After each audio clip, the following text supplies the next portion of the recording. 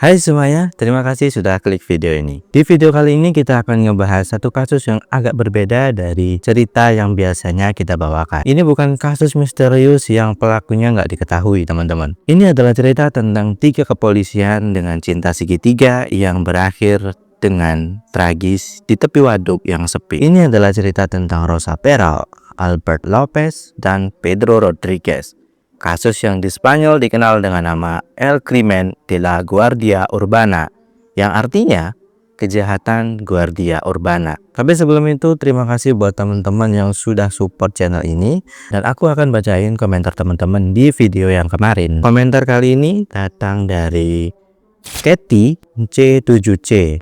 Semangat kak, suka banget cara bawain ceritanya, detail dan mudah dimengerti. Terima kasih untuk yang sudah berkomentar. Kalau komentar kalian mau dibacain juga, tulis aja di kolom komentar di bawah. Oke, nggak usah lama-lama, mari kita mulai ceritanya.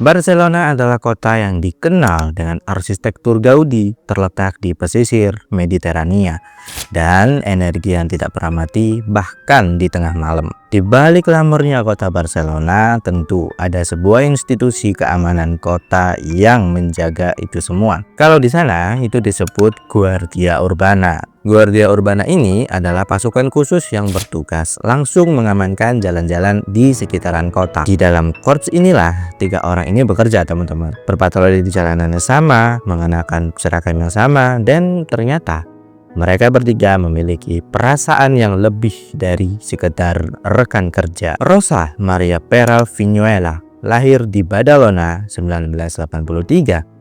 Umurnya sekitar 38 tahun ketika semua ini terjadi. Sosok petugas yang juga memiliki paras cantik dan menjadi pusat perhatian laki-laki tentunya. Lalu ada Albert Lopez Ferrer yang juga berasal dari Badalona dan lahir pada tahun 1981.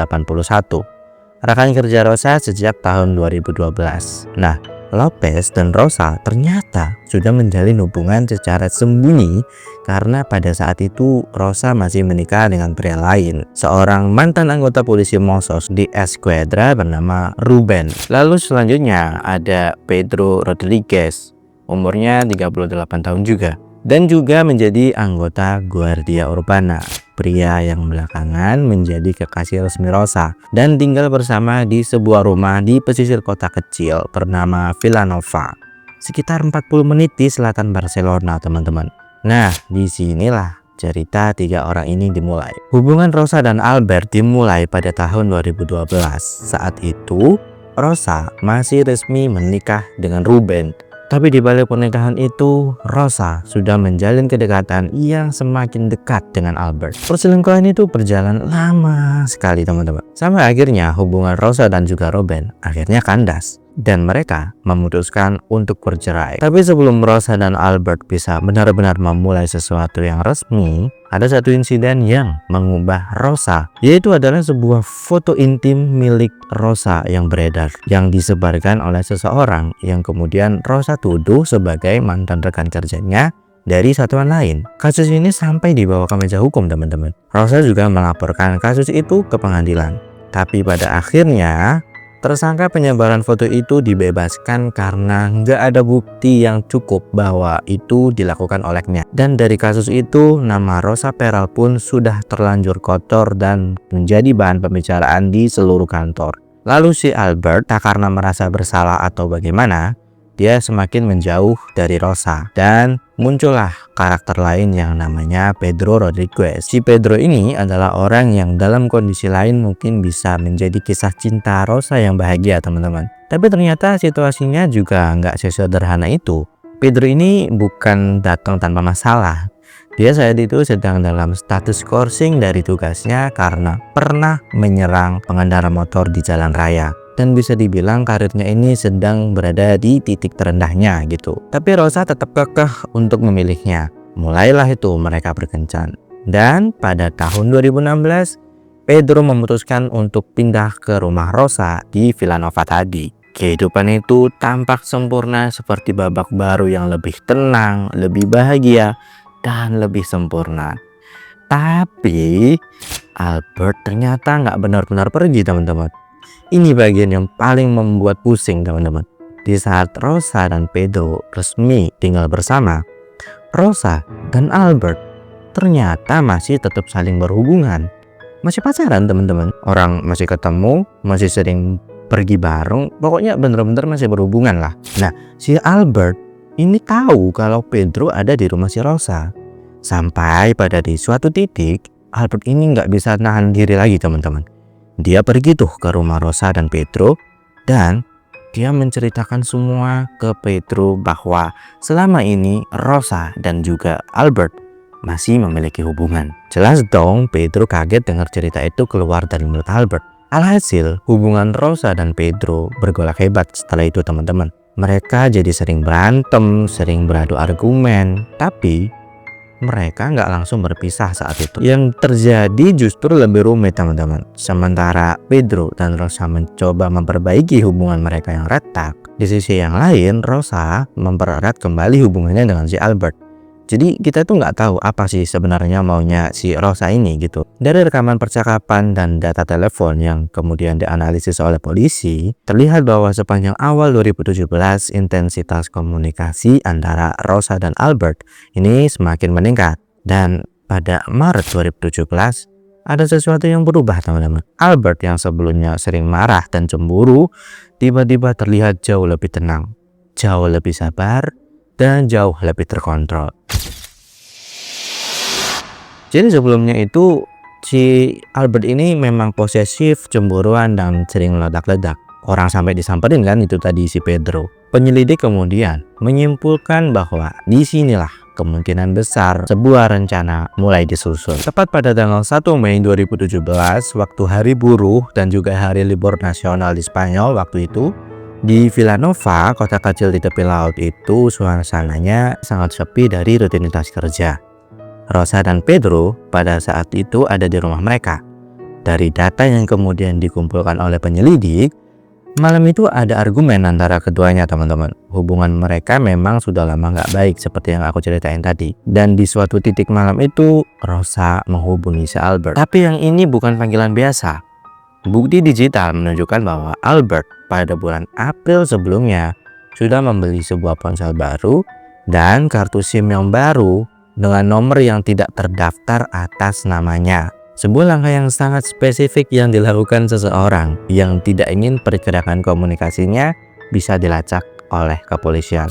Udahlah itu, datang si Albert ke rumah si Rosa malam itu. Dan di malam itu lalu dihilangkanlah itu nyawa si Pedro tadi. Pedro resmi meninggal di rumah Rosa. Yang diketahui pasti dari bukti forensik adalah Pedro Rodriguez meninggal karena ada setidaknya satu benturan keras di kepalanya, dan itu diyakini terjadi saat dia dalam kondisi tertidur atau dalam kondisi yang tidak sadar. Darahnya ditemukan di ruang bawah tanah rumah itu. Setelah Pedro tidak lagi bernyawa, Rosa dan Albert harus menghadapi masalah lain. Masalah bagaimana mereka harus menghilangkan Pedro tadi dari rumah si Rosa itu. Karena mereka berdua ini sama-sama polisi, keduanya tahu persis bagaimana cara penyelidikan kejahatan bekerja. Keduanya tahu apa saja yang bisa ditinggalkan sebagai barang bukti dan apa yang tidak boleh tertinggal di lokasi kejadian. Dan dengan otak jahatnya itu, mereka berdua memasukkan jasad si Pedro tadi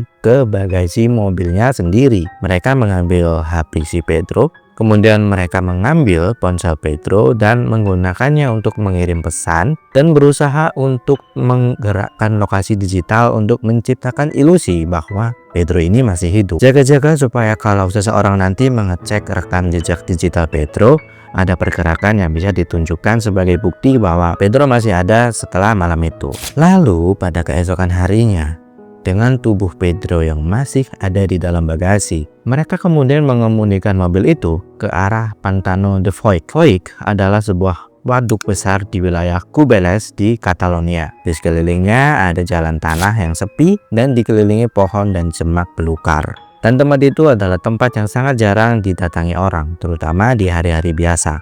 Di sanalah mereka membakar mobil itu dengan Pedro yang masih ada di dalamnya. Jelas api pun membakar segalanya. Tapi ada satu hal yang tidak terbakar habis. Sebuah alat prostesis implan tulang belakang yang pernah dipasang di tubuh Pedro karena masalah punggungnya. Dan di tengah abu dan sisa-sisa logam yang hangus, benda itu untungnya masih bisa diidentifikasi. Tanggal 4 Mei 2017, 3 hari setelah malam itu, seseorang melaporkan keberadaan sebuah mobil yang terbakar di jalur tanah dekat Waduk Foix. Tim polisi regional Catalonia tiba di lokasi, dan apa yang mereka temukan di dalam bangkai mobil yang hangus itu membuat mereka langsung menaikkan status penyelidikan, karena di sana ditemukan ada sisa-sisa tubuh manusia yang berada di dalam bagasi. Api sudah menghancurkan hampir semua kemungkinan identifikasi, tapi prostesis itu ada di dalam sana, dan dari nomor serinya forensik bisa menelusuri ke catatan medis itu. Dicari, akhirnya ketemulah satu nama, yaitu Pedro Rodriguez. Anehnya, Pedro hari itu secara resmi belum dilaporkan menghilang, teman-teman. Nggak ada anggota keluarga yang melapor, bahkan nggak ada teman-teman yang melaporkan kehilangan. Karena Rosa Peral sudah menggunakan ponsel Pedro untuk menciptakan kesan bahwa dia masih hidup dan beraktivitas seperti biasa. Pesan-pesan yang dikirimkan seolah berasal dari Pedro. Pergerakan lokasinya juga dirancang untuk meyakinkan orang-orang terdekat bahwa nggak ada yang perlu dikhawatirkan dari Pedro. Tapi ketika penyelidik mulai menarik benang itu semua, inkonsistensi mulai muncul, teman-teman. Pergerakan digital itu nggak masuk akal secara geografis. Pesan-pesan yang dikirim pun nggak kerasa seperti cara Pedro berkomunikasi. Dan ketika penyelidik mulai mewawancarai orang-orang terdekat Pedro, pihak penyelidik menemukan fakta bahwa nggak ada satu orang pun yang benar-benar berbicara langsung dengan Pedro sejak malam 1 Mei. Disinilah kejanggalan semua itu mulai kerasa. Fokus penyelidikan akhirnya mulai bergeser ke dua orang, yaitu Rosa Peral dan juga Albert Lopez. Begitu penyelidik mulai mengarahkan fokus ke mereka berdua, Rosa dan Albert membuat langkah pertama yang khas dari orang bersalah yang juga berprofesi sebagai penegak hukum. Mereka menyamakan dulu tuh ceritanya. Versi awal yang mereka sodorkan kepada penyelidik mengarahkan kecurigaan ke satu nama, yaitu Ruben, mantan suaminya si Rosa tadi, yang saat itu sudah memiliki pasangan baru dan sedang dalam konflik perebutan hak asuh anak dengan Rosa. Strategi itu dinilai punya logika yang masuk akal. Ruben punya motif sakit hati kan sama si Rosa tadi, dan dalam skenario yang mereka susun, Ruben bisa diposisikan sebagai orang yang mungkin bisa menyakiti Pedro sebagai bagian dari upaya untuk menyakiti Rosa. Masuk akal kan? Tapi penyelidik nggak menelannya begitu saja. Enggak, teman-teman.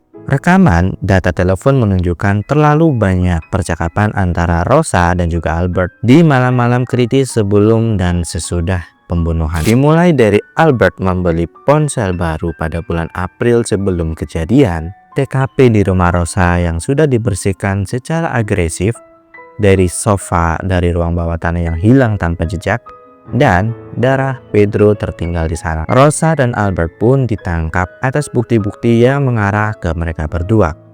Dan disinilah ceritanya berbelok menjadi sangat menarik. Begitu mereka berdua terpisah dalam tahanan, keduanya pun berbalik menyerang satu sama lain, teman-teman. Albert memberikan versi bahwa Rosa melakukan pembunuhan itu sendirian. Albert baru tiba setelahnya, setelah menemukan Pedro sudah tidak bernyawa lagi. Albert cuma membantu Rosa membuang jasad itu karena cintanya pada Rosa. Tapi sebaliknya, Rosa memberikan versi yang bertolak belakang sepenuhnya. Diceritakan bahwa Albert ini datang ke rumah itu, masuk dan menghilangkan nyawa Pedro, lalu mengancam Rosa agar membantu menyembunyikan tubuh si Pedro tadi. Rosa juga mengklaim Albert bilang, kalau kamu tidak membantu aku akan menghilangkan nyawa kedua anakmu. Gitu, teman-teman. Jadi ada dua versi dari dua orang yang kini saling menuding, dan tidak ada satupun saksi di dalam ruangan itu malam itu yang masih hidup untuk memberikan kesaksiannya. Kasus ini baru masuk ke persidangan pada Februari 2020. hampir 3 tahun setelah pembunuhan itu terjadi. Di Spanyol, persidangan dengan sistem juri rakyat relatif sudah jarang dipakai. Tapi untuk kasus ini, sistem juri akhirnya digunakan lagi. Dan seluruh Spanyol mengikuti proses dengan sangat seksama, teman-teman. Selama persidangan berlangsung, media Spanyol meliputi kasus ini seperti sponsor yang tidak ada habisnya. Setiap detail-detail yang keluar dari ruang sidang langsung menjadi bahan diskusi nasional. Jaksa penuntut membangun kasus ini di atas 3 pilar utama. 1. Keberadaan keduanya di lokasi pada malam yang sama dikonfirmasi oleh data telepon dan rekaman digital.